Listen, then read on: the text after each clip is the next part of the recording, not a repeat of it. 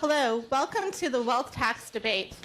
My name is Kimberly Burrow with the Penn Wharton Budget Model, and I'm going to start off with just a short introduction about what a wealth tax is.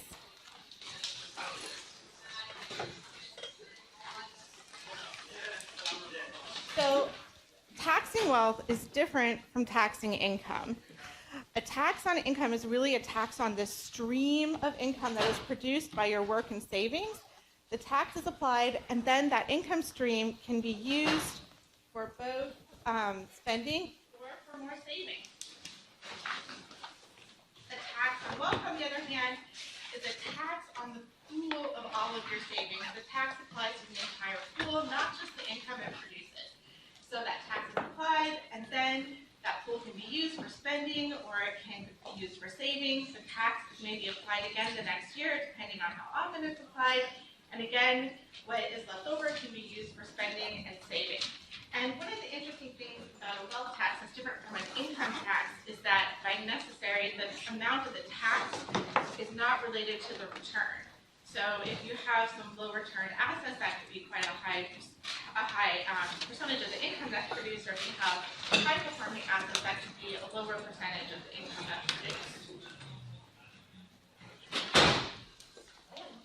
Wealth taxes in the U.S. So right now we don't have a lot of wealth taxes in the U.S. We do have a couple examples. There's the estate tax, as necessary, that's only applied once in a lifetime. And there's also local property taxes, which are wealth taxes that are assessed at the local level, and that's annual. And so the question is, how are wealth taxes different from property taxes? So property taxes are only on real estate. Wealth taxes, on the other hand, apply to a much wider variety of assets. Many of those assets can be things like collectibles that are difficult to value because they're not regularly marked to market. And wealth taxes aren't new, they're as old as the feudal system. So for example, in 1990 in Europe, there was actually about 12 countries that had wealth taxes. Currently, there's only 4, so a lot of those countries eliminated their wealth taxes, and they did that for a variety of reasons.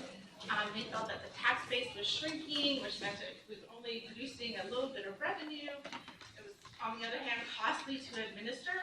And for example, in France, one estimate said that 70,000 millionaires had their money leave the country, and so the administration there felt that it was actually maybe lowering total revenue because they weren't getting the income tax either.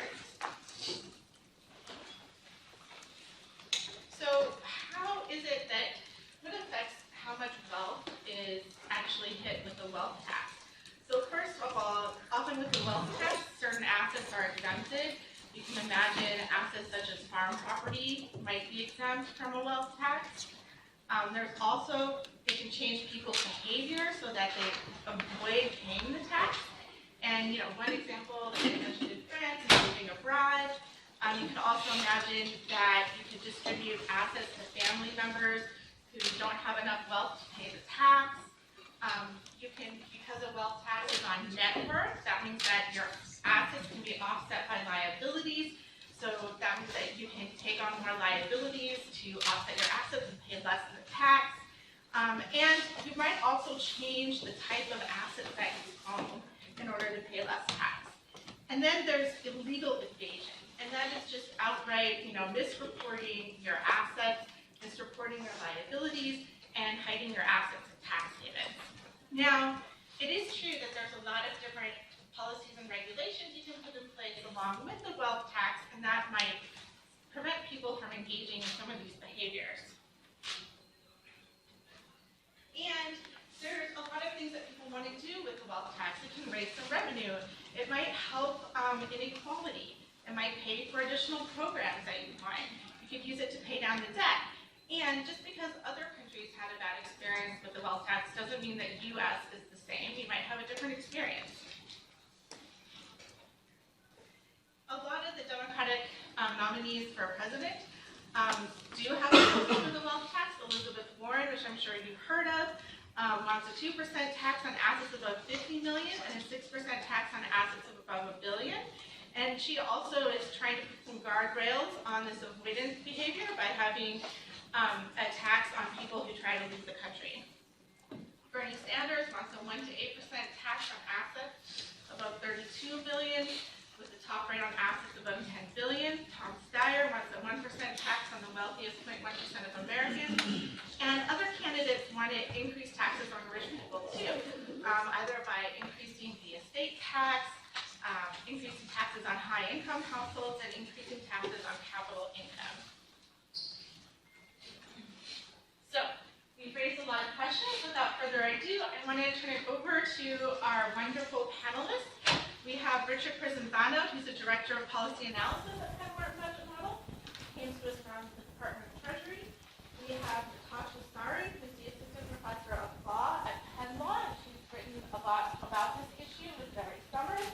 And we have Greg Lieserson, who's Director of the Tax Policy and Chief Economist at the Washington Center for Economic Growth. He was previously both at the Treasury and also with the White House Council of Economic Advisors. So, Rich, I'm handing it over to you.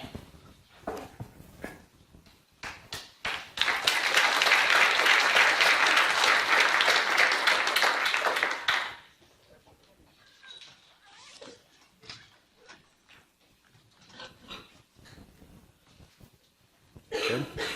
Okay. So we're better economists than we are AV people. Sorry, Mari. Okay, so let me flip through here and get started. So first, I want to point out that the stuff that we do at the budget model is a group effort. So I think most of them are sitting here. So a bunch of names, all these people kind of contribute to the stuff we do.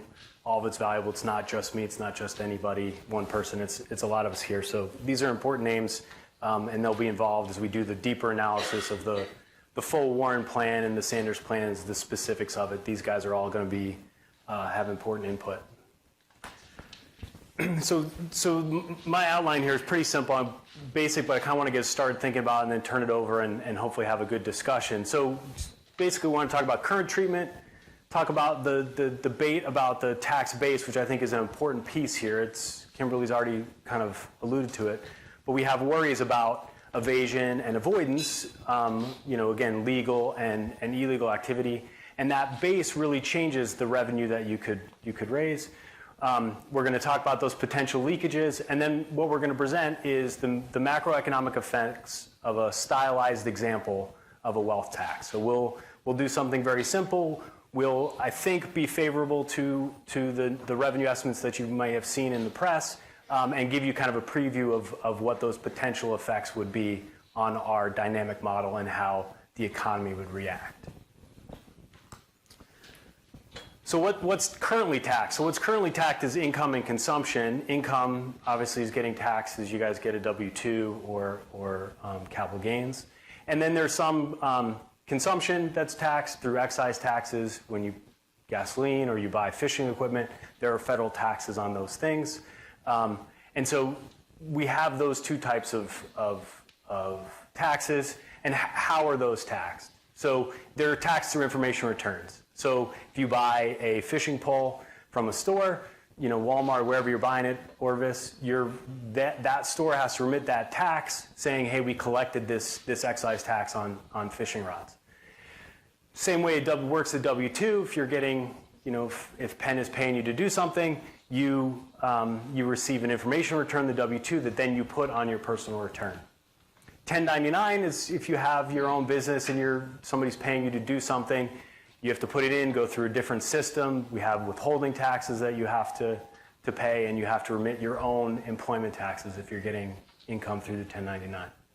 The important thing there is the incidence and the remittance. So again, when you think about things like, Social Security taxes, you guys are all paying it, but it's being remitted from employer, right? It's getting taken out of your paycheck. So administratively, that's different than actually asking every person to remit that tax. And so in an excise sense, again, you might look at your receipt from the gas station that says, hey, I paid X% in federal gasoline tax. You're not actually paying it. The refinery is paying it, and then they're passing it down to the gas station.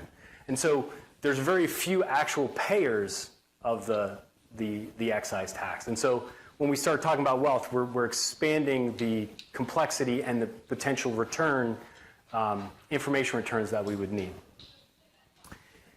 So now, why do we tax income?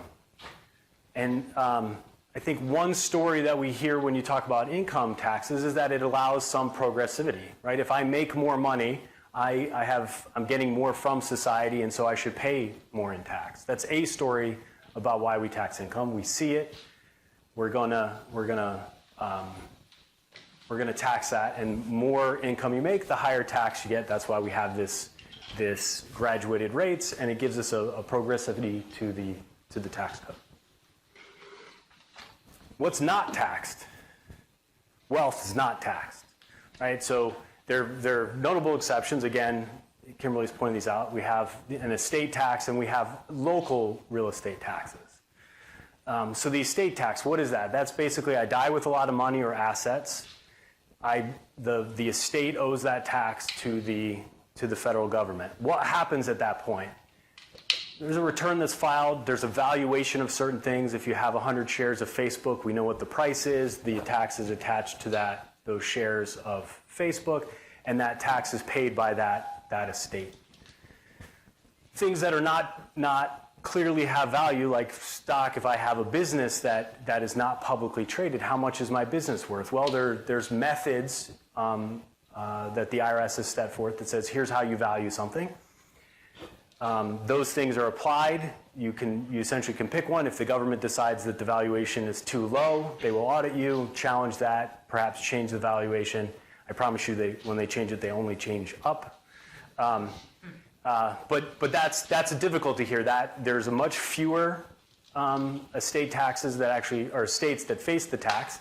And again, the complexity, if we applied that to every taxpayer in every year, there's a real problem with administration. You need to worry about, what I should do is undervalue my current holdings every year and let the IRS come and audit me, knowing that they don't have the resources. Now, there's some suggestion, we should just increase the resources of the IRS. We should do that. If we did that, we'd get more revenue under the current system. Right? We don't need wealth to say we need to increase enforcement in the IRS or increase spending by the IRS. But these are things that are not currently taxed except for these exemptions, and there's difficulty there. So that's that how. So now the question is why wealth, right? We're already taxing income, but if you're, and this example might be dated, but like Paris Hilton probably doesn't have a lot of income, but she has a lot of wealth, right? And so she's getting benefit from society because she has all these shares in Hilton hotels or whatever. You might say, well, the income tax system doesn't handle that. She should be paying a quote-unquote fair share of tax. And so I think the wealth tax is speaking to that. It's saying, hey, look, there's people that have very low income but a lot of wealth, and they're not paying quote-unquote their fair share. Warren Buffett is an example. I think probably income for him is in the 20 millions a year. His wealth is in the multiple billions. I'd be guessing at what it is. It's up there. But this is the story. So why are we taxing wealth? Because we think that there are people that are not facing taxes or not, quote unquote, paying their fair share. Again, that's a normative statement that I'm trying not to make, that there's an argument that says people should pay a fair share, and very wealthy with low income are not paying their fair share. So this is sort of getting at why or why not are we taxing wealth? So you might have these distributional concerns. You might say that people on the upper tail of wealth are not paying, quote unquote, a fair share. There's an efficiency. There's an argument that this is a better way to tax capital, that an individual that has capital, again, this is when we start talking about leakages, is that if I have capital, I can defer taxation, right? So let's say I buy Facebook. So you're Mark Zuckerberg and you have Facebook.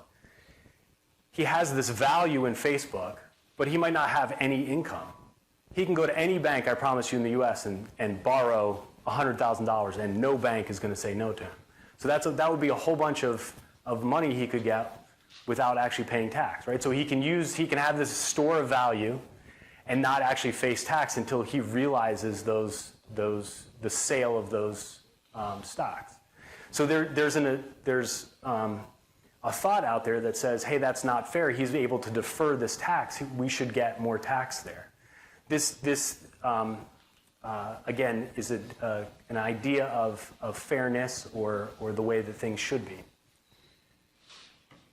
Administratively, again, I sort of talked about, there are difficulties here with the wealth tax. You have to value these things every year, right? So the estate tax happens that you just have to value at the end. Capital gains, it's just at the sale. These are very clear things where you can see it and you can administrate it. But this is every year we would look at everyone's wealth. Personally, I might play some games. I might try to undervalue my wealth and let the IRS catch up to me, right? So I can defer these things. It's hard to administer, and I think there are leakages there. The last one there, I think I'll leave to lawyers in the room. The constitutional aspect of a wealth tax. I think there's some questions. I think all the analysis have looked at, hey, we can just have this wealth tax. It's not quite that clear, and I think there's some issues of whether or not a wealth tax would be constitutional. There's some issues with how you handle apportionment to states and things like that. But as an economist, I'm going to duck that.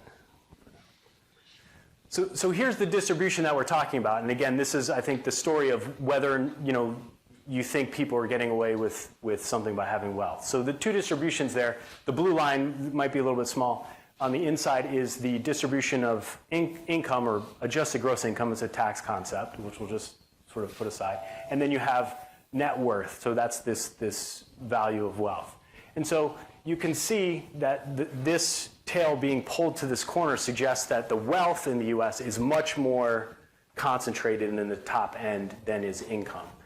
Not that income is evenly distributed, but the percentage of wealth held by that top bit is pretty high. And so I think this is part of the argument saying, hey, these guys have a lot of this wealth and they're not necessarily facing income taxes. And so we want to get at that wealth. So these two slides I'll kind of jump through a little bit quickly to get some more interesting stuff. But there's currently, in the current system, there's a flexibility to income. You can, as I already mentioned, you can intertemporally shift stuff. You can take capital gains and you can defer the gains by not selling them, and you can kind of push it off. You can change if you have a business, you can change the form of business and change your tax liability. You can, if you have a business, you can change some of your labor income to make it look like capital income. All of these things are behaviors that reduce your tax liability and lead people to say, hey, the income tax is not quite working on all things. The last there, you can do a combination of all of those things. Wealth, you have the same sort of story, right? So you have this flexibility, you have this valuation. So you might know what my share of Facebook is worth, but you don't know what the value of my painting hanging in my hall is. So there are these tradables and non-tradables. You can possibly move stuff offshore. You can do something and have all of your wealth in a relative in a foreign country if you trusted that relative. There are things that you could do. You could, donor advised funds in terms of charity. You could take some of that wealth and move it into a foundation and make it look like you're not worth as much as you are. So all of the laws around and the regulations around the wealth tax would have to account for these sorts of things. And then you have some divisibility. I might be willing to split up my assets to my heirs earlier, get everybody below the threshold for that, right? So I come from a big Irish-Italian family. So we can spread that thing out a whole bunch of people and get below 50 million, right? So these are all things that can happen.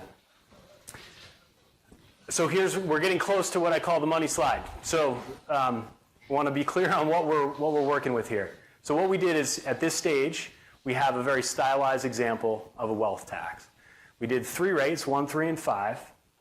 And what we did is we assumed, under the revenue estimates that are out there currently, under the 3%, we raised the same amount of revenue that the estimate that's out there is. So it's 2.7 trillion. We basically said, let's give them that. Let's put that on our dynamic model and see what would happen. Now, again, we don't have there's actually graduated wealth tax in the Warren stuff, and that analysis for us is going to come out in the end of the second week in December, but the stylized thing we're working with here is just this flat 3% above that 50 million threshold, and we're saying that we'll raise the same revenue. So what do we get? Here's the bit. So blue and red. Red is GDP, blue is investment. So 1, 3, and 5 are the pairs there. And so with a 1% wealth tax on that group above 50 million, we have a small, I'll call it relatively small, decrease in GDP. So, something like 0.25%. And then a little bit over 1% drop in investment. And then you can see that there's a nonlinear effect as you increase that rate. 3 and 5, you get the negative effects of that wealth tax increase as you increase the rate. And I think part of that is that you have, as that rate goes up, you're taking more and more of the returns of capital. And so if the wealth tax rate is higher than the returns to capital, you're actually eating away at people's wealth, right? And that's going to hurt the economy. And the other thing I should just mention here with this preliminary stylized example is that what we did in our model, we can take revenue raised and decide what it does. Here, we just apply it to debt. Now, again, I think Senator Warren has a plan to spend some of that. That is not what we're doing here. We're just taking that debt and applying it to, taking that revenue and applying it to debt. And so you're seeing here the effect of reduced crowd out. So that should actually increase investment, but we're still seeing this drop in investment from this wealth tax. So that's sort of preliminary. I think these guys are going to dive in some cool details, and then we'll have a nice discussion in a little bit.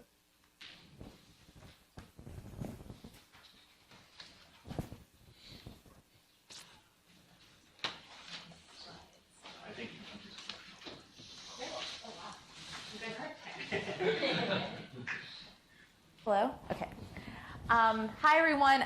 Thank you for having me today. Thanks to the Penn Wharton Budget Model for all of the good work that they've done already and will continue to do on what I think are like the sort of fundamentally most important policy questions of this moment. So I'm going to be talking about an issue I've spent a lot of time thinking about over the course of the last few months, which is how much revenue can you reasonably expect proposals that are floating around out there for wealth taxation to actually raise. And in a certain sense, my presentation kind of dovetails nicely with Rich's because he sort of took seriously and started from the assumption that a lot of the numbers, and particularly the Warren numbers for how much wealth taxation is going to generate, are realistic. What I'm going to offer you in this talk is a note of skepticism, and I'm not going to hide the ball from you. I think that sort of the revenue estimation that's been offered by the main academic proponents of wealth tax proposals, Emmanuel Saez and Gabriel Zucman, is deeply flawed and way overly optimistic, and I'm going to give you some reasons for why I think that is. So just to start us off, I think it's important in this debate to keep track of why we have wealth taxes. And Kimberly did a bit of this at the top.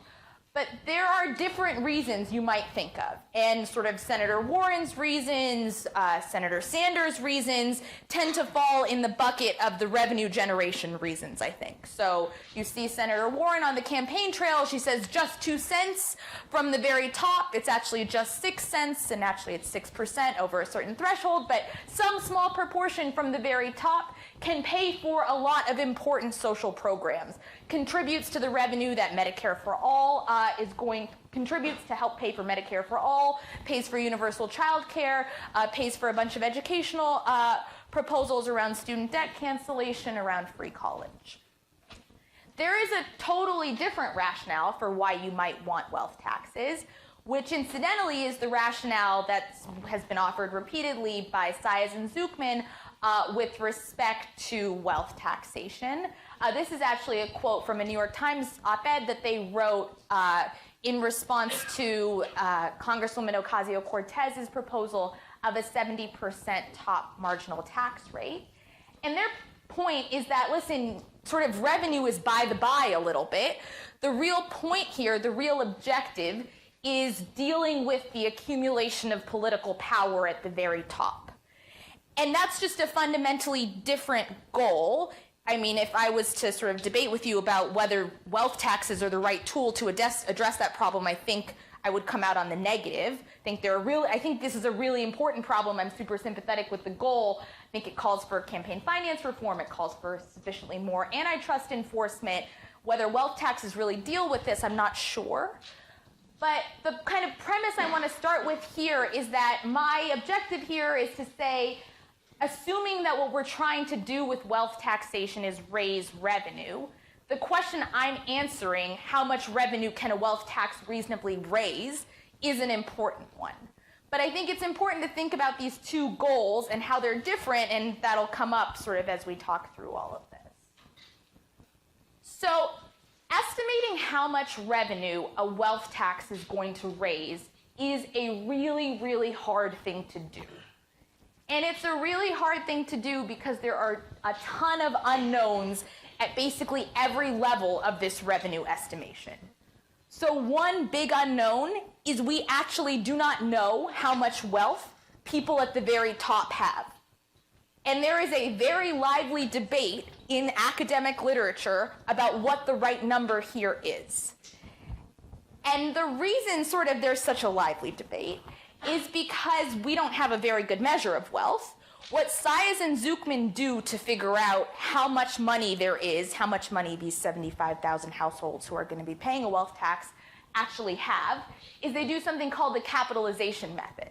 What the capitalization method does is it takes like people's income, this is rough, but like takes people's income, and it says like what the rate of return is and on that income across different asset classes, uses that rate of return, takes people's income, does discounting, and gets a wealth number for different asset classes. Adds that wealth number up across the asset classes and comes up with a total wealth for an individual. What's really key in that equation is like what is the right rate, what's the right rate to use. And what Saez and Zucman do is they assume that rich people and people who aren't that rich sort of are invested within an asset class in the types of goods that earn similar rates of return. And that's just not true. So this is from recent work by Matt Smith and Owen Zadar and Eric Zwick. A similar point has been made by Wojtek Kopsuk at Columbia, who's also emerged as kind of a critic of the Saez and Zucman approach of recent. And basically, let's take a very concrete example, fixed income assets. Wealthy people are in primarily high yield, are in heavily in high yield bonds. Those have high rates of return. Non-wealthy people are in like bank accounts with super low rates of return. If you just take an average rate of return and sort of say within fixed assets there's like this R, what you are going to do is you're going to discount the income of the wealthy by an R that is too low, and then wealth is going to be mechanically too high. And so what Matt Smith and Eric Zwick and Owen Zadar do is they make just this adjustment. They don't deal with any of the really important avoidance questions, the sort of administrability issues. They just adjust here. And they find that the war and wealth tax is going to raise half of what Saez and Zucman say. So just fixing the tax base alone decreases the revenue generation potential by 50%. Okay, that is not the only problem with what Saez and Zucman have offered us. Another problem is sort of delved here already, but another problem is that there are all of these questions around how you are going to value certain kinds of assets, around illiquidity, around tax planning, and it's like kind of hard to think about how that's actually going to play out in the context of a real live wealth tax. Fortunately, we can look at the experience of a real-life wealth tax here in the United States with the estate tax. And this is from work that I've done with Larry, sort of very rough, very naive, very problematic, but just to give you a sense of what this exercise generates.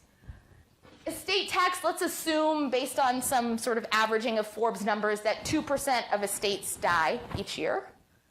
Let's assume that the estate tax rate is 40%, but actually it's not 40% because a bunch of taxable estates go to spousal bequests and heavily to charity. So we make those assumptions. The actual estate tax rate is more like 14%.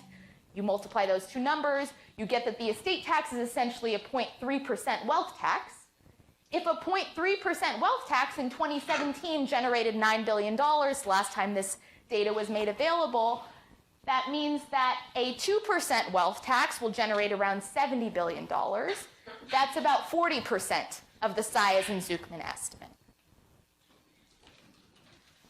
There's like a third class of problems, I would say, that come from just problematic assumptions that are, in my view, basically indefensible that Saez and Zucman make.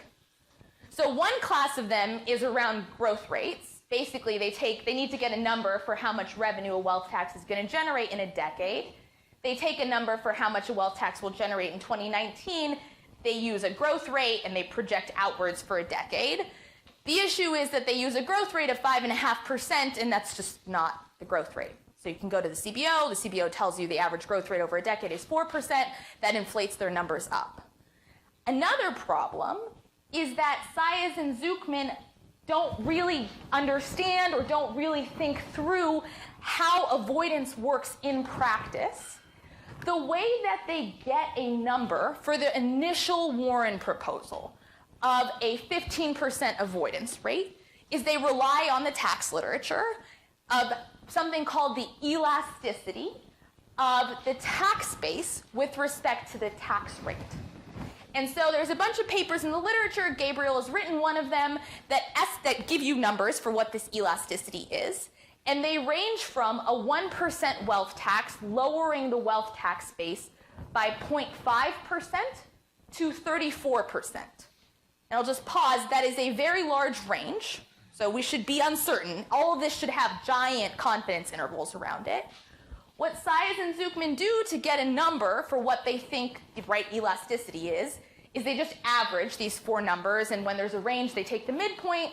That means that they think, roughly speaking, a 1% wealth tax is going to reduce the reported tax base by 8%. That's how they get for a 2% wealth tax, which is the original Warren proposal. They get an avoidance rate of, they call it 15%, it's like 16% fine. That means that a 3% wealth tax, higher wealth tax, means you have to increase the likelihood that there is going to be avoidance and decrease the reported wealth. 3% corresponds to a 21% avoidance rate. A 6% wealth tax, which is part of the new Medicare for All proposal, means a decrease in the reported wealth of around 40%. So this is quite sizable. Saez and Zucman ignore all of this and just say that there's a 15% avoidance rate no matter what the tax rate is. And when you make these two corrections based on what I think are quite problematic assumptions, the revenue generation potential of the wealth tax goes down by a quarter. Okay, so how do you think of all of these things together, right? So like, what's the right number? Let me tell you what you definitely cannot do and what is really wrong. Okay, what is really wrong is to just add up all the stuff that I've said. So what is really wrong is to say, okay, well, the Saez and Zucman number for the Warren proposal, and like I said, the same thing for the Sanders numbers. The Saez and Zucman number for the Warren proposal is 3.75 trillion. The tax base is overstated by 2, so I'm going to divide that by 2. And then I'm going to do this thing where I'm like, their avoidance numbers are crazy and the GDP numbers are wrong, and I'm going to take it down by another 25%. And then I'm going to do this sort of, Natasha and Larry did this exercise, benchmarking against the estate tax, and so it's actually the right number is 40% of what the total is, so I'm going to decrease this number by 60%, and I end up with a really small number. Like, you absolutely cannot do that, and that gives you a number that is way too small.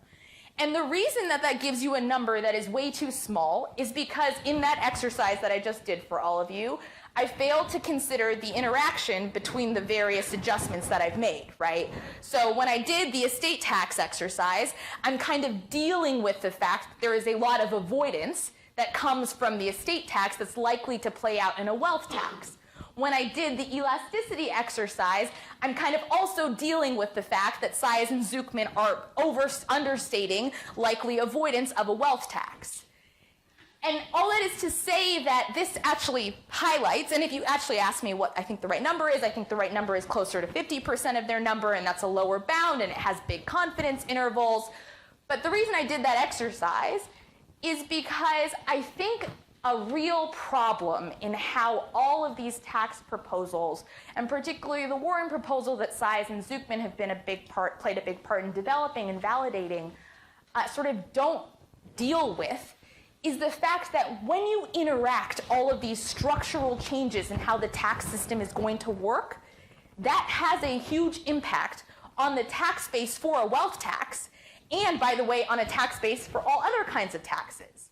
So the idea that there is no consideration given in this revenue estimation to how transitioning to a system of mark-to-market accrual for capital gains for the top 1% and a 6% wealth tax is just, it's really bizarre. You cannot think about overhauling the tax system in these sort of foundational structural ways without thinking about how all of these changes are going to interact with one another. And that bears heavily on the expected revenue generation from these proposals because you are shrinking the wealth tax base by all the other stuff that you're doing, and by the way, by the wealth tax.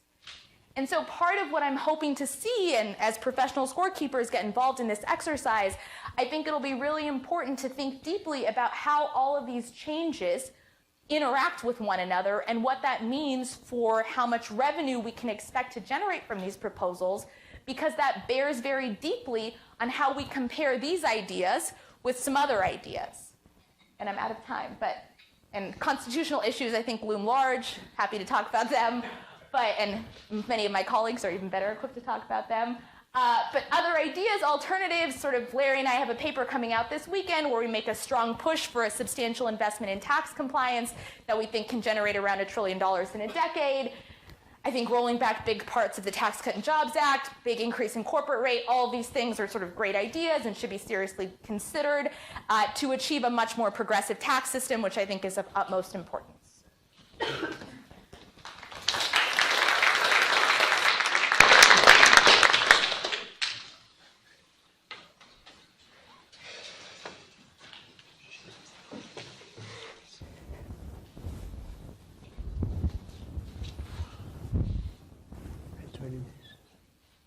All right.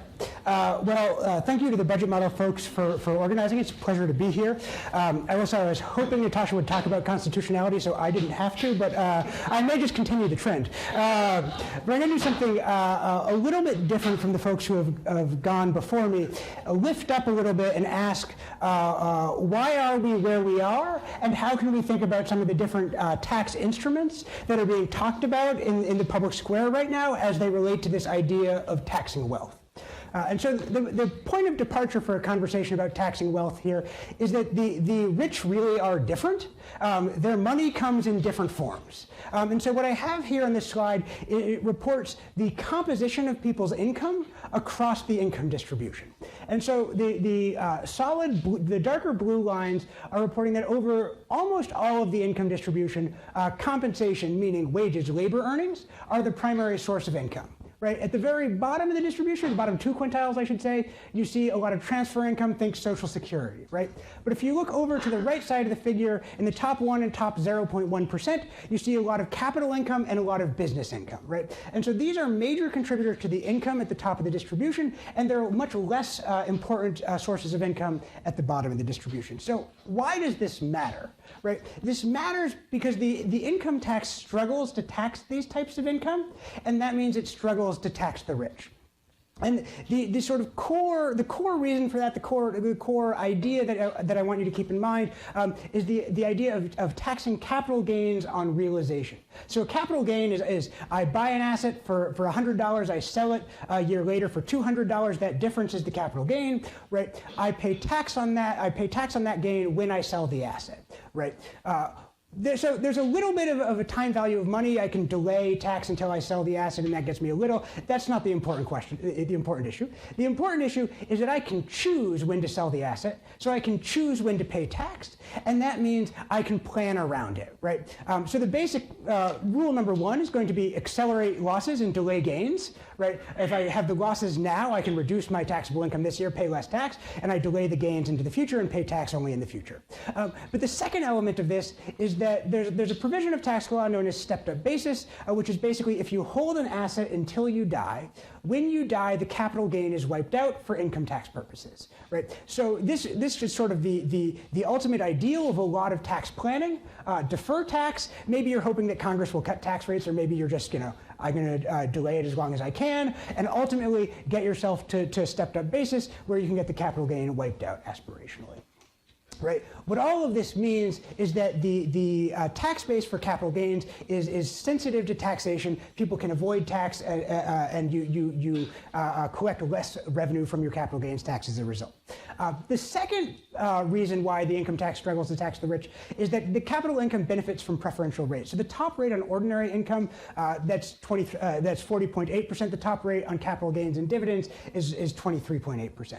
And indeed, one of the reasons that's sometimes offered to justify that rate differential is the difficulty of taxing capital gains, that because those capital gains are sensitive, you want a lower tax rate to maximize the revenue yield from those sources of income. So these two facts are related. You should not think of these two facts as different facts, right? Now, perhaps unsurprisingly, right, the preferential rates for capital gains and dividends are highly regressive across most of the income distribution, consistent with the earlier figure saying that across most of the income distribution, wages and labor compensation are the primary form of income. At the very top of the income distribution, there's a lot of capital gains, and those capital gains are benefiting from the preferential rates. And you see in the top 1% and the top 0.1%, 6% and over 9% benefit from the preferential rates as a share of income, right? So these preferential rates are providing a substantial tax benefit at the top of the income distribution. So you might say, okay, well, given that slide, given that fact, I want to raise the tax rate on capital gains and sort of reduce that benefit, right? But as we sort of already touched on, the behavioral response to capital gains taxes, the deferral of tax, the avoidance of tax there, reduces the revenue gain that you get from doing so. In this table, I've reproduced from a recent Congressional Research Service report, and it reports across a wide range of empirical studies which get different estimates of how responsive capital gains realizations are to the tax rate, what revenue you would get from raising the tax rate by 5 percentage points. And it computes sort of the percentage of a revenue estimate assuming that there was no avoidance to the revenue assuming that there is avoidance. It computes that relationship. And so you see at the very bottom of the table, you have a study that would suggest basically no revenue from a 5 percentage point increase in the capital gains rate. At the top of the table, or one row down from the top of the table, you see 74%. That's you get 74% of the revenue you might expect if you assumed no increase in avoidance. So a very wide range of estimates across this table, but what you're seeing is sort of that there's a substantial scope for avoidance if you try to raise capital gains, raise the capital gains rate. And so that is sort of preamble, is sort of the explanation for why we're seeing a lot of the proposals that we are seeing today in the public square to tax wealth. And I'm going to offer a sort of 2-by-2 classification of these proposals to tax wealth in different ways. And we have whether you're going to tax wealth or whether you're going to tax the income from wealth. And I'm going to go into a little bit more detail in a moment about exactly what's going on across these different dimensions. But you can tax wealth or you can tax the income from wealth. That's across the top. And down the side is this question of, do you want to use a valuation-based approach? So this is the idea of every year you have to estimate the value of your assets and you're going to pay tax consistent with that estimated value. Or do you want to do a realization-based approach? And I apologize here for using the same term twice with slightly different meanings, which is that you're going to pay tax when you realize, but you're going to compute compute the tax when you sell the assets to eliminate or reduce or eliminate the benefits of deferral, right? So that's sort of the realization-based option. And then you can look in these 4 cells for different approaches. So in the top left, you have the tax on wealth that's valuation-based. That's sort of the quintessential wealth tax, right? If you look in the bottom right, you have a tax on the income from wealth that is realization-based. That's sort of what you might have heard of as a sort of deferral charge system. Senator Wyden has a proposal that sort of lives in that space, right? And you can imagine different combinations. You can do the off diagonals as well, though they're a little bit less common in the public debate. So why do I have these sort of two axes of variation? The first, taxing the wealth or taxing the income from wealth. And the key idea here is that in a world of no uncertainty, these are basically the same. Right? So imagine you have $50 million of wealth and that generates $2 million of income.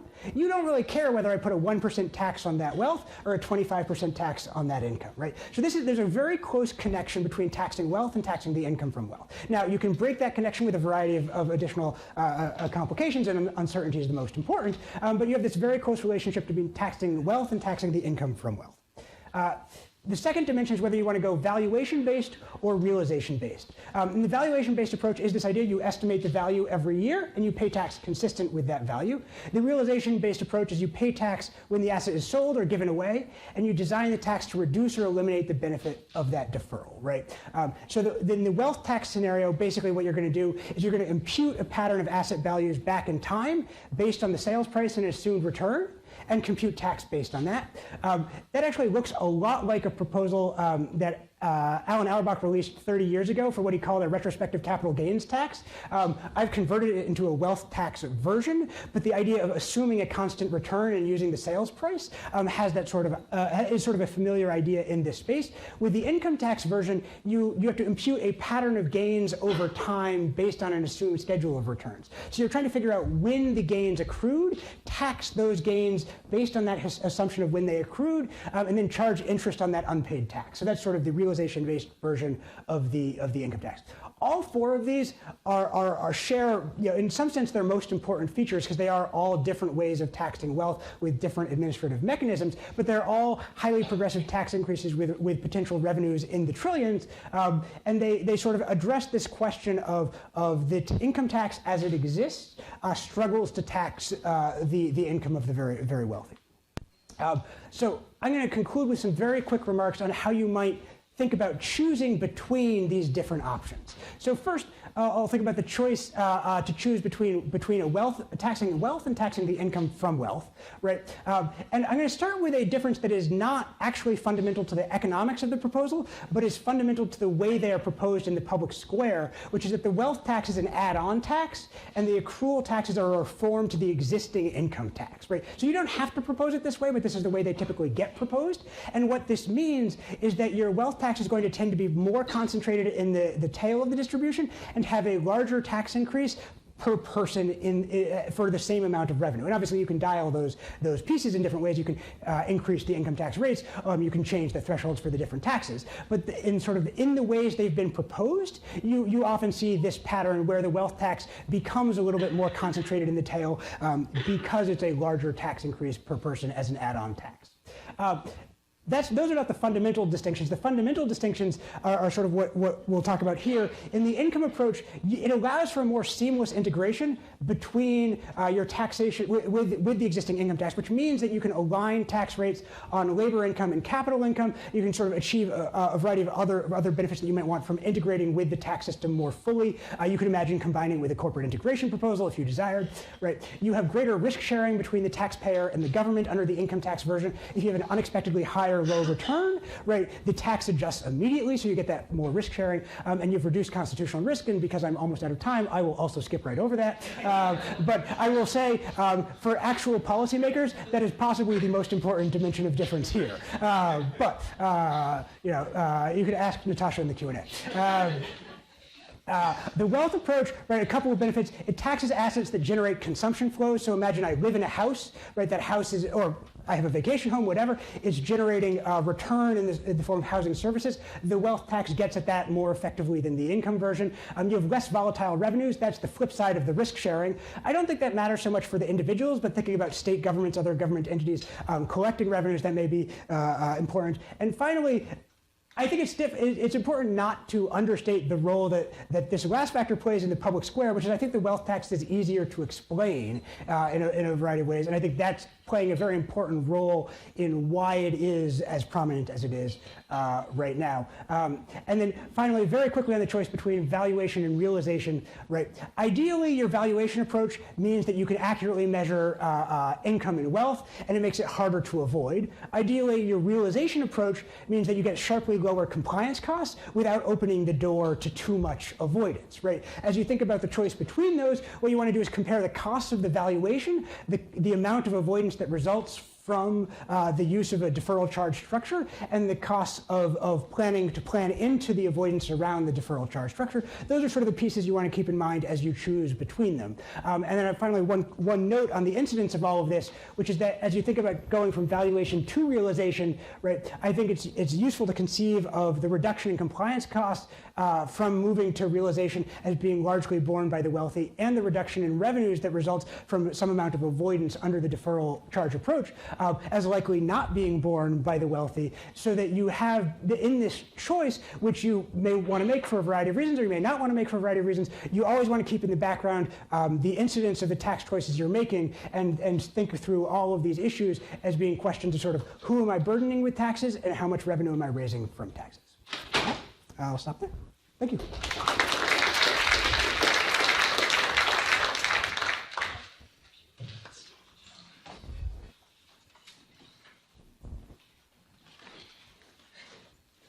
Hi, so I'd like to ask a couple questions before we open it up to the audience. So one question I had is, we talked a lot about, a wealth tax in particular, but how do you think that wealth tax would interact with the other taxes that we already have, like the estate tax and income tax? I mean, I guess I'll take a shot at that, given the way I framed my remarks. I sort of think of the taxing wealth and taxing the income from wealth as, in a sense, completing the income tax, which then means if you have that motivation, and now there are other motivations for doing this as well, it's certainly not the only one. If you have that motivation, then these proposals sort of sit alongside a wealth transfer tax regime, which I think can exist for entirely separate motivations. You might have concerns about the transmission of wealth across generations, and a sort of leaning against dynastic wealth. So from that motivation, you might have both a tax on wealth or a tax on the income from wealth next to a estate tax or inheritance tax regime, because they're doing different purposes. Now, if you wanted to use your wealth tax as primarily an engine of reduction in wealth inequality, right? Then you might think about the relationship between those in a slightly different way, because what you're using your wealth tax for overlaps more with what you're using the inheritance tax for. So I think there's that set of questions. There's also a set of questions around if you do a wealth tax, do you want to integrate it more fully with the income tax regime? You could imagine offering a credit for taxes, taxes on interest or dividends paid. You could imagine a wealth tax that's constructed as a means of imputing income to measure income. So the Netherlands has a version that's part of their income tax works a little bit like this, where they basically impute income on certain assets through what looks like a wealth tax, fundamentally. Right. So you have those sets. You could have a bunch of different approaches for thinking about how they should relate to each other, depending on what your motivations are. And if I can add there, I think everything, I agree with everything Greg said. I think when we're talking about the wealth tax and changing to wealth tax or adding to wealth tax, I think we really do need to worry about these things. I mean, I think it's a choice to have an estate and a wealth tax, or have capital gains and changing those rates. And so some of the wealth tax can replace some of those if that's what you want to do. You think it's a cleaner way to tax things. Yep. You keeping them on and just adding and having a layered tax. These are all choices I think that policymakers have to make. And I think what we've seen is just sort of this like, oh, let's just have this wealth tax, and not really, as Natasha pointed out, scorekeeper going through and saying, okay, well, that interacts with this, and that's going to do this, and that's going to change behavior here, and what do we end up with? And I think all of those things are policy choices that need to be made. And I mean, to that, you talked a lot about the interactions and sort of the structure and the purpose of the tax regime. In my efforts to focus us on revenue estimation, I just think that failure to consider how these different changes interact with one another results in revenue estimates that are way overstated. And as like as a proof in concept of that, I think that, you know, we talked about this earlier, but if you take seriously what Gabriel Zucman has suggested is the sort of revenue maximizing rate on the 1%. His estimate is that you can raise in a decade $9.3 trillion more in revenue from the top 1%. If you add up all the changes in the Warren proposal that are targeted at the 1%, depending on your assumptions, you get an increase in tax burden for those individuals that is in the range of $13 trillion to $18 trillion. That is more than the $9 trillion that he says is the max that can be raised from these individuals. So failure to considering these sort of changes in these programs in isolation without thinking through the interaction of all of them results in conclusions that I find to be sort of deeply problematic. Thanks. And then I also wanted to talk a bit about, I talked about how there are many European countries that, you know, have had a wealth tax in the past and four that currently do. How are they different from the U.S. or how are they similar? And is there something to be learned from their experience? So I think I'll just lead us off with, I think there's something to be learned from the experience that in 1990, 13 OECD countries had a wealth tax and today only 4 do. So in 9 of the 13 countries, they've decided that this, actually 3, no, France got rid of theirs also, so 3 do now. In 10 of these 13 countries, they've decided that this is an unworkable model. In those countries, the tax bases were broader and the tax rates were lower. And so sort of conceptually, no one raises the 1% of GDP that is estimated by the Warren campaign from a wealth tax of this size, except this in Switzerland, where the tax is applied to sort of 30% of some cantons. So the base is much broader, which I think causes some skepticism, again, about the revenue estimation. Yeah, I mean, I think, to be fair, I think all of these experiments, we learned something. You know, I think in the work that we've done, we've looked at all these things, and so we can learn things. I think the applying them to the U.S., change the word I was trying to say there, to apply them to the U.S., I think is flawed in some sense. I mean, I think some of these countries are very, very different. There's 12 or 13 million people in the entire country. Yes. I mean, that, you know, that's very different than the U.S. And wealth is more mobile, right? Yeah, and so I think there are issues there that, again, I think need to be worked out. And again, you know, as certainly a former scorekeeper, I'll still qualify myself as a scorekeeper. I think these are the things that we're working through, that we're trying to figure out. Like, what do we know from, you know, the Netherlands? What do we know from France? What do we know from these countries? And how we make sure that we're fair to the way the wealth tax would work in the U.S. Yeah. And I agree with that. I think that there's sort of, right, one of the challenges we face wearing a scorekeeping hat here is that you always want to evaluate the proposal on the table in front of you, but also you have to recognize that, you know, that may or may not be the proposal that is ultimately enacted. But you want to make sure that, like, right, you want to evaluate the proposal that's in front of you, so if that it then gets made worse, you revise the analysis to reflect that it has been made worse, so that you have analyzed the better proposal that you had to start with. And I think that's sort of important for thinking about the proposals we're seeing right now and the European experience, because there are a bunch of features about the proposals we're seeing right now that are strong relative to the European experience. One of the questions is, would the proposal that ultimately is enacted be the U.S., that would be the proposed version or the European version, right? But you always want to separate that, like the problem proposal is the problem proposal, not the proposal that we're not certain may get enacted, if you will. That was poorly phrased. And I also kind of wanted to ask, Greg, you had mentioned in yours that taxing the income from wealth can be identical to taxing the wealth base. And I just wondered if there's situations where that doesn't hold. Yes. So the core difference, right? So a couple of different things. One is with uncertainty, that result breaks immediately, right? So you're imposing the same tax rate on an asset that yields unexpectedly high this year and unexpectedly low this year, right? So you have that difference. You also have sort of, different, as you think about the taxation of different assets with different characteristics, right? This can get very complex and very messy very fast, because you have certain assets where you sort of know that part of the return comes in some form that doesn't generate taxable income.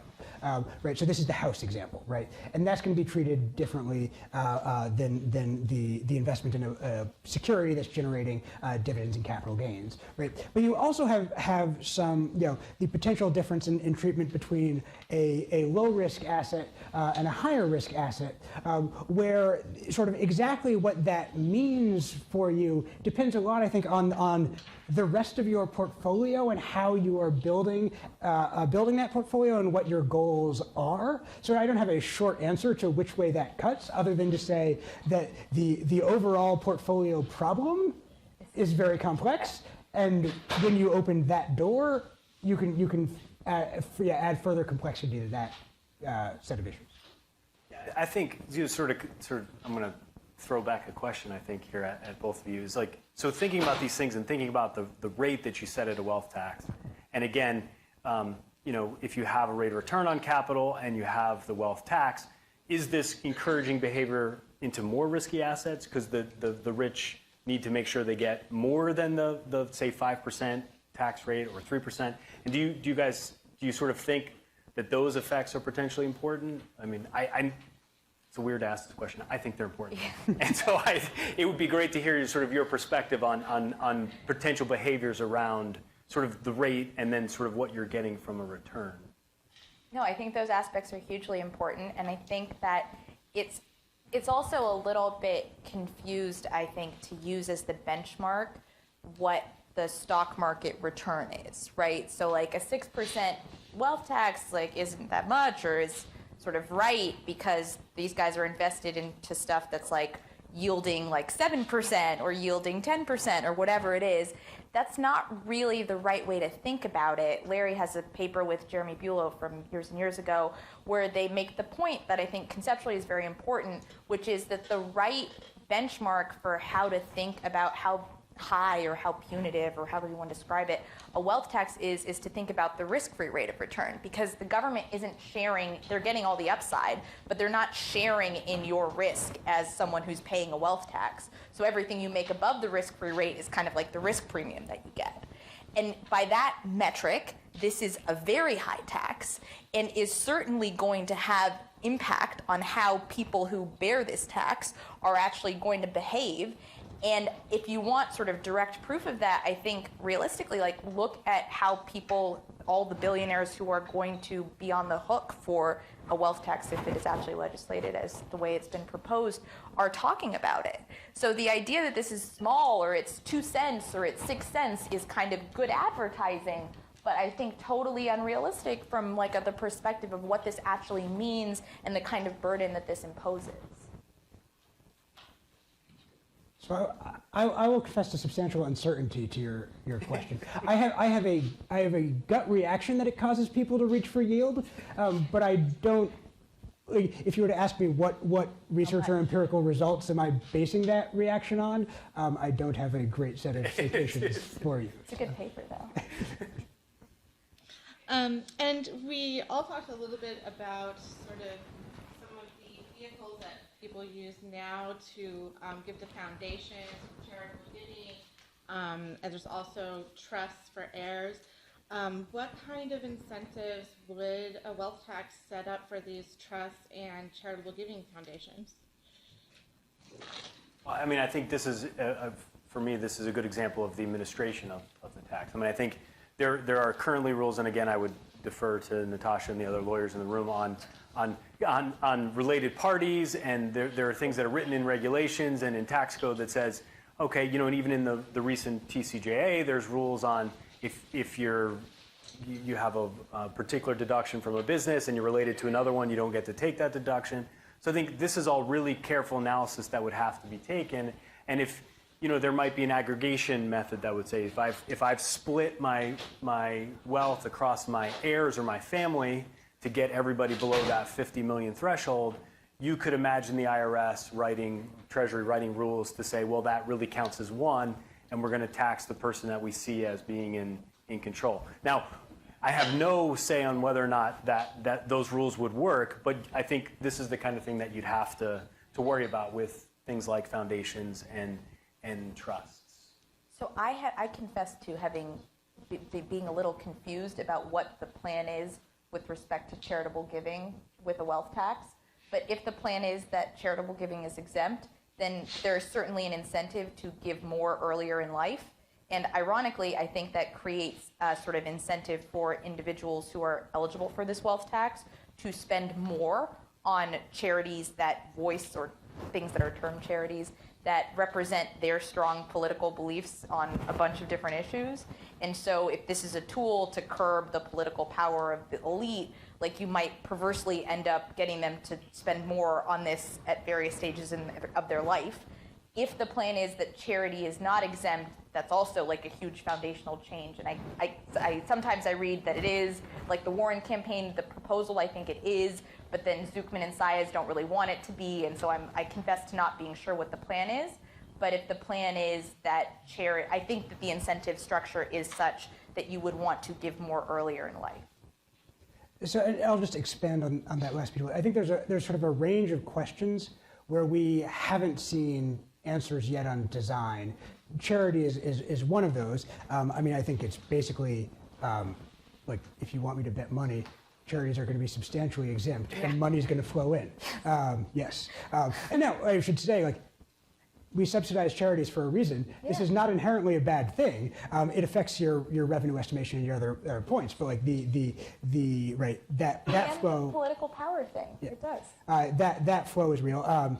Gift tax rules, which there have been a little bit more gesturing at gift tax rules in some of the proposals, but that's a absolutely first order question, especially for the wealth tax versions, right? There's been explicit proposals on exit taxes for people who expatriate, right? So there's that set of questions. For trust, I think you have a hard time getting out of a proposal that basically says a wealth tax applies to trusts. Just, you can have some modest exemption for certain types of irrevocable interests or something, like, you could potentially design that, but at scale, the wealth tax applies to trusts. I think sort of you have that question. So I think there's all of the entire world of financial management, whatever you want to call it, trust and estate planning, all that, like, is exactly here, and you need proposals for dealing with all of it, and the incentives to do all of that are strong. The incentive to disperse assets out of coverage is strong, and the incentive to put assets into charitable form is strong. Okay, so everyone alluded to it, that there might be a constitutional problem with it. Oh no. And Natasha, you're a lawyer. I am a lawyer. I'm an economist. I confess to being, since many of my tax law colleagues are here, they are much more knowledgeable on this set of issues than I am, but I'll give it a shake and then they can tell me all the ways in which I'm wrong.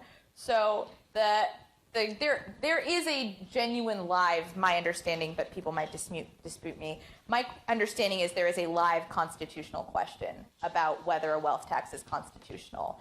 And it has to do with this sort of premise that direct taxes have to be apportioned among the states based on population. And so, these 75,000 families for whom the wealth tax is going to apply are not spread out evenly among the states. And so this is clearly not apportioned. If it has to be apportioned, it clearly doesn't sort of meet that standard. Unfortunately for the world, or maybe fortunately for the world, I don't really know, we don't actually know what a direct tax is. And so there are a bunch of cases that say any tax on real property is a direct tax, and the wealth tax is like also a tax on direct property, on real property. It's also a tax on personal property. Then there is some precedent that says if you combine personal and real property, even though just taxing real property isn't a direct tax, this combination doesn't qualify as a direct tax and so doesn't have to be apportioned. And so there is genuine confusion.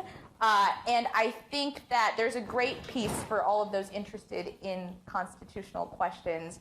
There are a bunch of great resources. One is that I put up there earlier, is a piece written by Dan Hemmel and Rebecca Kaiser in the New York Times last week, where they said, even Natasha's revenue estimate of 50% of a wealth tax is too high because the right revenue estimate for a wealth tax is 0 because of these constitutional questions.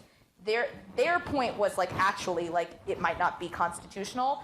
There is a separate, more practical question, which is this court, what will they do with a wealth tax whose constitutionality will certainly be challenged?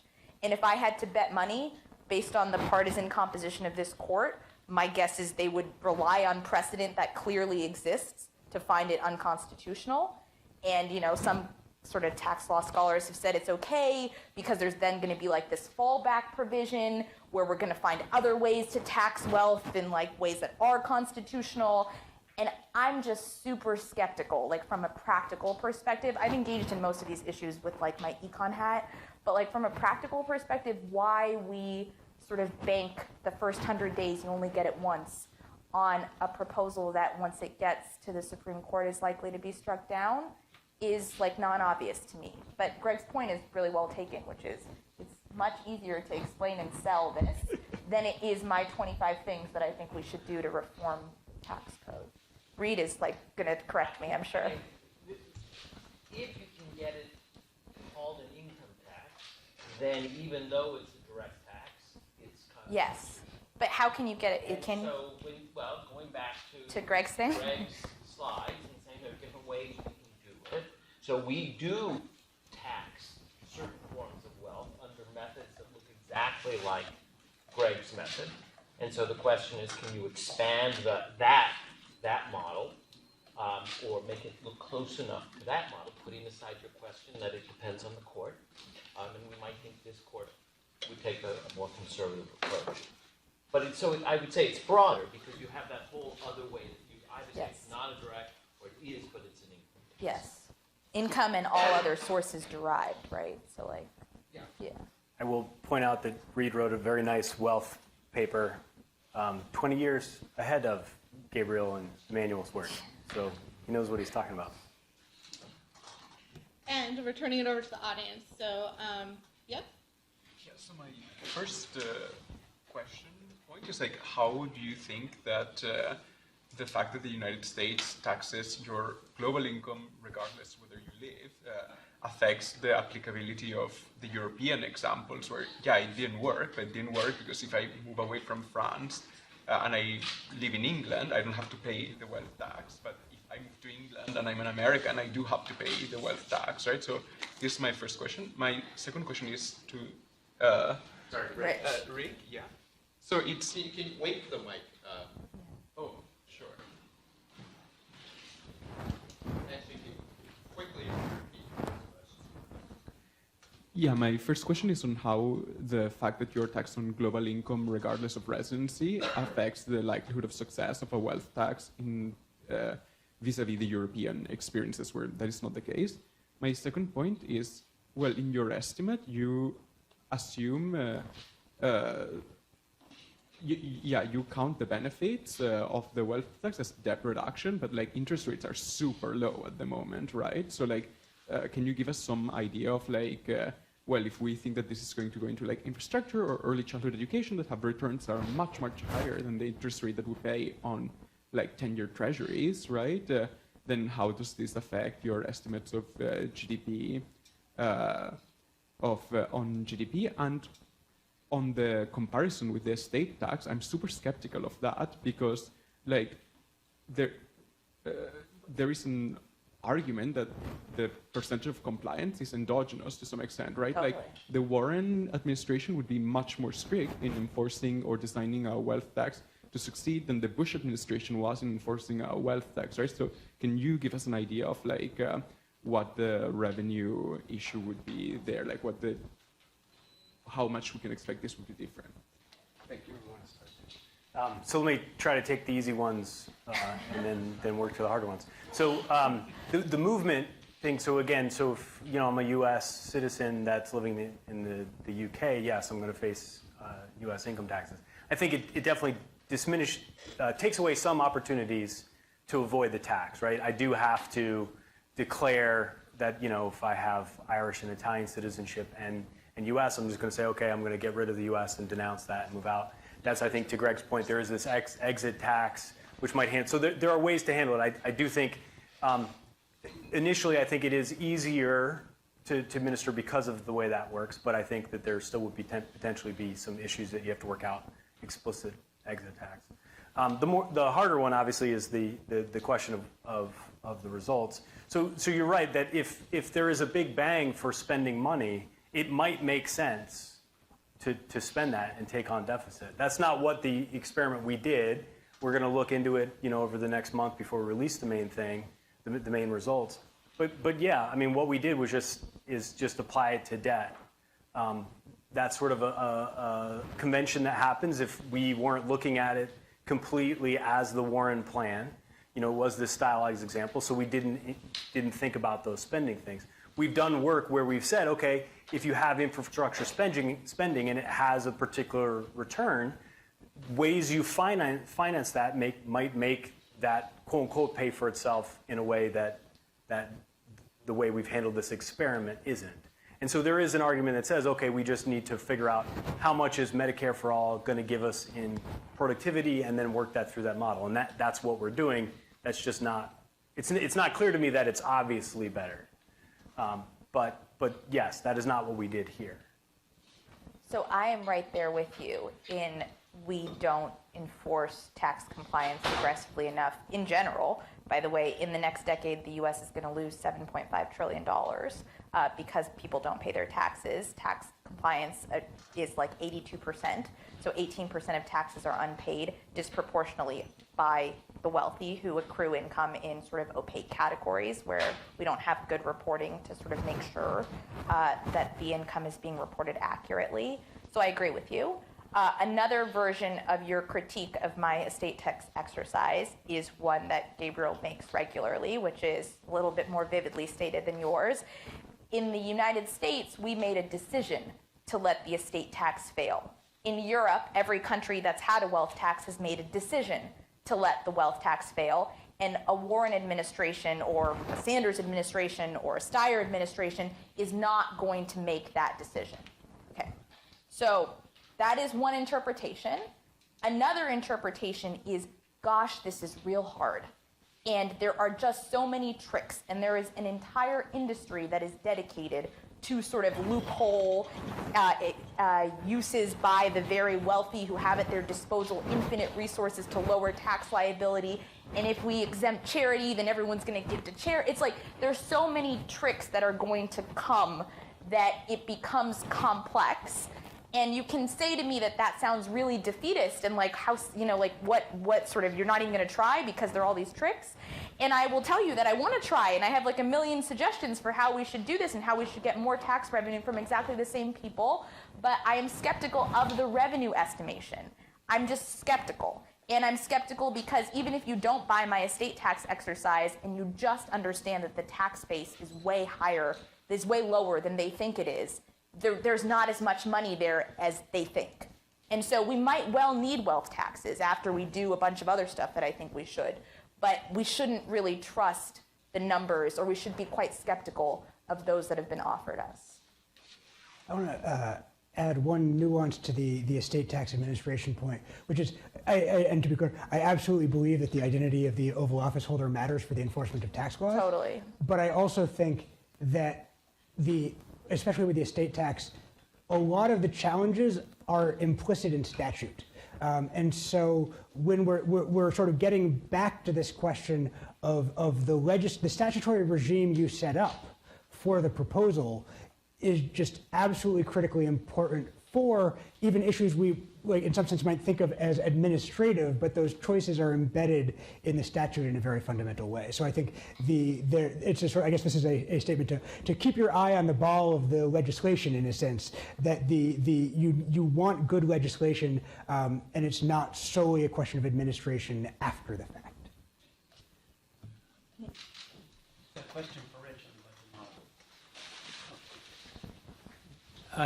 When you did your revenue estimates, I assume that you did not say what would be the effect of raising this much from the wealth tax and reducing the income tax in a revenue equivalent way. So that, but it might be, I assume you did not, if that's possible, given, I assume, complex interactions, that might be a kind of controlled experiment so that what you're seeing, what we see on the screen is not just the general phenomenon of taking more tax out of the economy and paying debt and paying some of the debt off with interest rates being the way they are, or not even taking some resources out of the economy and putting them into child care or health care. But just if we're going to take out a given amount of resources, is the wealth, how do the growth effects of the wealth tax compare to the growth effects of the income tax? So I'm going to start with we have this very complicated model that handles all of these things, and now you're asking me to turn them all off. That's not so much fun. I'd rather do it all at once. But yeah, I mean, I think the effects would be different. I think that's a useful experiment. We haven't done it. Certainly one we can do. We have played with some of the parameters in our model in terms of how much foreign investment there is.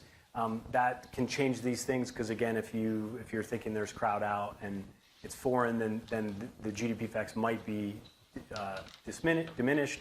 Again, these are all things that we're working through. And yeah, I think, again, if there's a revenue goal, it's like going back to the TCJA. If you had said to me, you can spend 1.5 trillion over 10 years, I'd have gotten you a better tax plan for growth. And so it's a similar thing here is what we're trying to raise. Let's say it's 2 trillion, a little bit less. I think I can do that with other levers on the same sets of people and get, I don't want to say better, but I'll get a different result. And I think because I know the way our models work, we might get more growth. I think, and that's useful. We just we haven't done it. Happy to work with you on something though, if you got something in mind.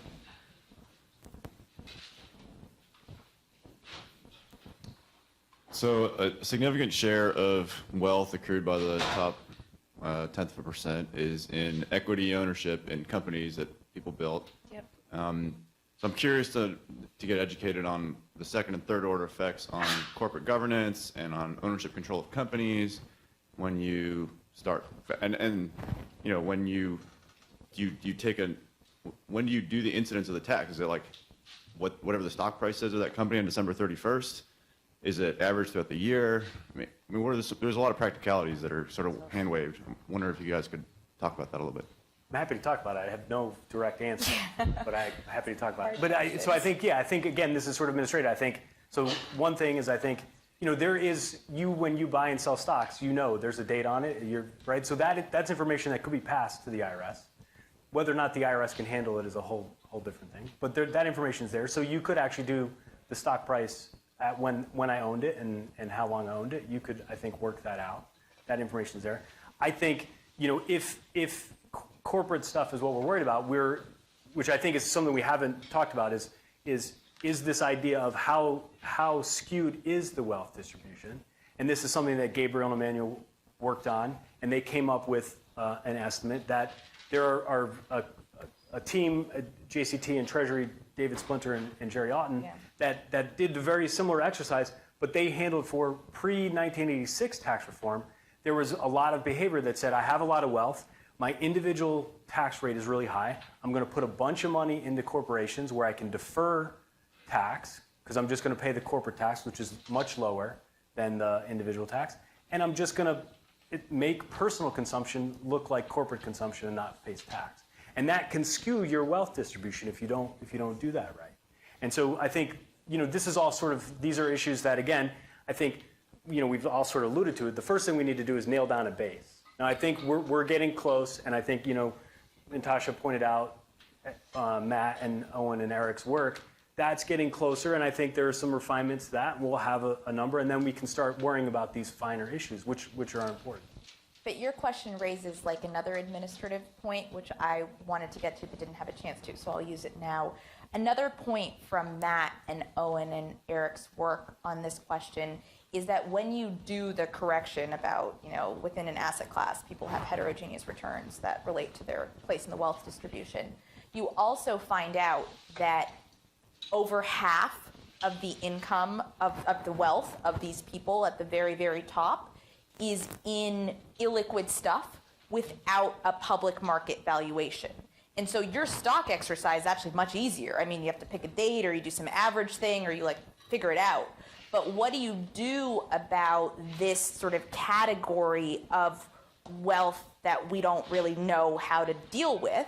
And the proposal I think that Gabriel and Emmanuel have landed on is either you like accept some valuation that they're going to do, or you just, if you're an entrepreneur and you have like you're sort of one of these unicorn companies, but it's not public yet, you're just going to give 2% of your company to the Treasury, and they're like going to create some market for it, and then you are saddled with partners that you never wanted, sort of ex ante, that you don't know anything about.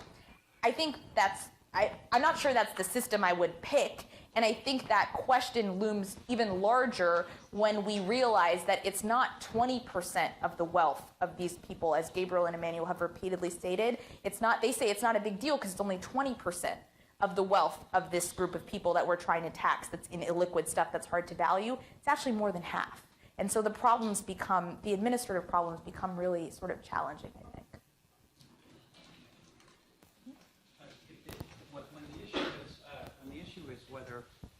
When the issue is whether a wealth tax would push people into things that are harder to value to avoid the wealth tax, I think it's important to keep in mind that a lot of that, obviously, this is a baseline issue, and the question is how much. The real question is how much more of that would they do, and in that respect, I think it's interesting to keep in mind that the carried interest issue, which people think is a major issue with the income tax, is fundamentally based on the fund manager being able to value their profits interest at zero when they receive it because it's too hard to value.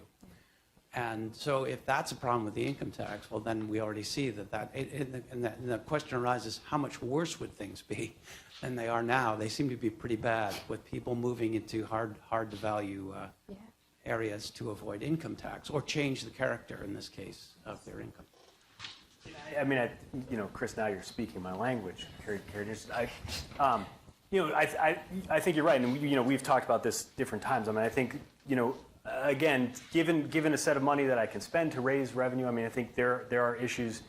Again, we've sort of all talked about partnerships and things like that are one thing where I think there is potentially a lot of fraud, and I think if you really sort of clamp down on that, we can actually work within our system and raise quite a bit more money. And carried interest, I don't think it's, it's not getting us $2 trillion, but there's a fair amount of money, and closing that loophole, or at least there's an argument that it's a loophole. Yes. Closing that window, I think, can solve some things, and then we want to make sure that we account for. So you close that changes behavior in a certain way that maybe we're even getting more or less revenue from somewhere else because that behavior is changing. Yeah.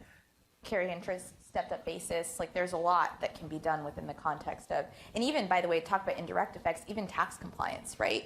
If you start investing heavily in having the IRS do much better enforcement, you raise money directly because you do more audits, you raise money, you also get people to comply with tax law more. So these are all great things to do, I think. Do you have time for one more? Okay, well, thank you everyone for joining us. I want to thank the panelists and for fantastic and wonderful. I think we all learned a lot. Little round of applause.